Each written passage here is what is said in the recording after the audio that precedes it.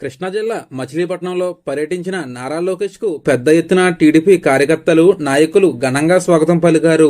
2019 ఎన్నికల్లో వైసీపీ గెలిచిన తర్వాత టీడీపీ నాయకుల దగ్గర నుండి కార్యకర్తల వరకు ప్రతి ఒక్కరిని తీవ్రంగా ఇబ్బందులు పెట్టారని, వాళ్ళ ఇంట్లో ఉన్న మహిళల్ని కించపరుస్తూ మాట్లాడారని అన్నారు. కానీ మన ప్రభుత్వంలో మహిళలకు ఎంతో ప్రాధాన్యత ఇస్తున్నామని, ఈ సందర్భంగా తల్లికి వందనం పథకంపై లోకేష్ మాట్లాడారు. పిల్లల చదువుల కోసం ఏ తల్లి ఆర్థికంగా ఇబ్బంది పడకూడదన్న సంకల్పంతో ఈ పథకాన్ని ప్రారంభించినట్లు తెలిపారు. మహిళల గౌరవాన్ని పెంచేందుకే ఈ ప్రభుత్వం అన్ని రంగాలలో చర్యలు తీసుకుంటుందని మంత్రి స్పష్టం చేశారు.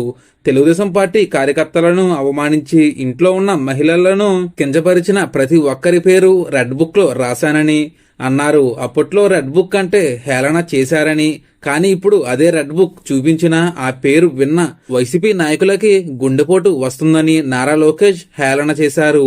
అయితే ఆంధ్రప్రదేశ్లో రెడ్ బుక్ రాజ్యాంగం నడుస్తుందని వైసీపీ ఇప్పటికే కౌంటర్ అటాక్ మొదలుపెట్టింది. వైసీపీ అధినేత జగన్ సైతం వీలైనప్పుడల్లా రెడ్ బుక్ ప్రస్థానం తీసుకొస్తున్నారు. టీడీపీ నాయకులు మిమ్మల్ని ఇబ్బంది పెడితే వాళ్ళ పేరు మీరు కూడా పుస్తకాల్లో రాసుకోండి, మన ప్రభుత్వం వచ్చాక వాళ్ళ సంగతి చూద్దాం అని జగన్ ఇప్పటికే వైసీపీ నాయకులతో చెప్పారు. ఇది ఫ్రెండ్స్ ఈరోజు వీడియో. ఇటువంటి మరిన్ని వీడియోస్ కోసం మన ఛానల్ని సబ్స్క్రైబ్ చేసుకోండి. Thank you friends.